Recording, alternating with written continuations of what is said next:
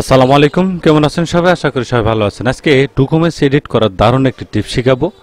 এই ভিডিওটা যদি একটু লং হবে, তবে একটি ভিডিও যদি আপনি শিখে রাখেন তাহলে দেখবেন পরবর্তীতে আর আপনার এই ডকুমেন্টস এডিট করতে কোনো ঝামেলা পোহাতে হবে না এবং খুব সহজে আপনি একটি ডকুমেন্টস এডিট করে নিতে পারবেন।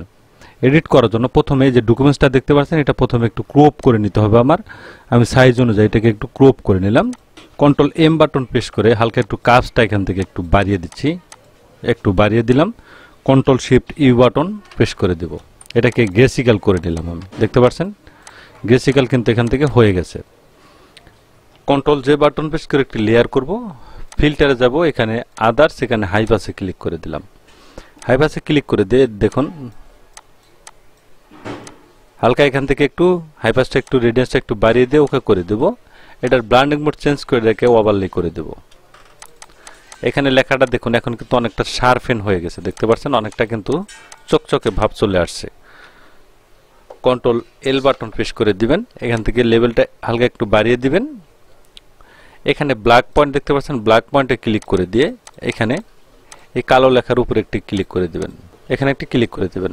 এখানে হোয়াইট পয়েন্ট এখানে একটি ক্লিক করবেন, দেন ওকে করে দিবেন। দেখুন লেখাটা কিন্তু মোটামুটি এখানে কমপ্লিট হয়ে গিয়েছে। দুটি লেয়ার এক করে নিব, কন্ট্রোল ই বাটন প্রেস করে দিয়ে এখানে ডাস্ট টুলে চলে যাব। এখানে হাইলাইট সিলেক্ট করে এখানে এক্সপোজ 100% করে দেব। এখন যদি আমি এখানে ঘষি তাহলে দেখুন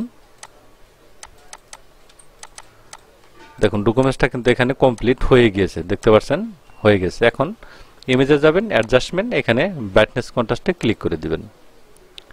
এখান থেকে লেখাটাকে আর একটু কালো করে নেবেন হালকা,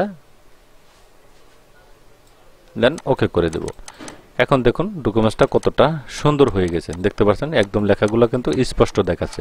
এটি বিভিন্নভাবে করা যায়, বিভিন্ন টেকনিকে করা যায়। আমি অনেক টেকনিকে ভিডিও করে দেখিয়েছি, আজকে একটি সহজ টেকনিক আপনাদের দেখালাম। এটা দেখুন একটি ফন্টও কিন্তু এখানে নষ্ট হবে না এবং কি সবগুলো ফন্ট কিন্তু একদম অ্যাকুরেট সুন্দরভাবে চলে আসবে। এভাবে খুব সহজে একটি ডকুমেন্টস আপনি এডিট করে নিতে পারেন। ভালো থাকবেন সবাই।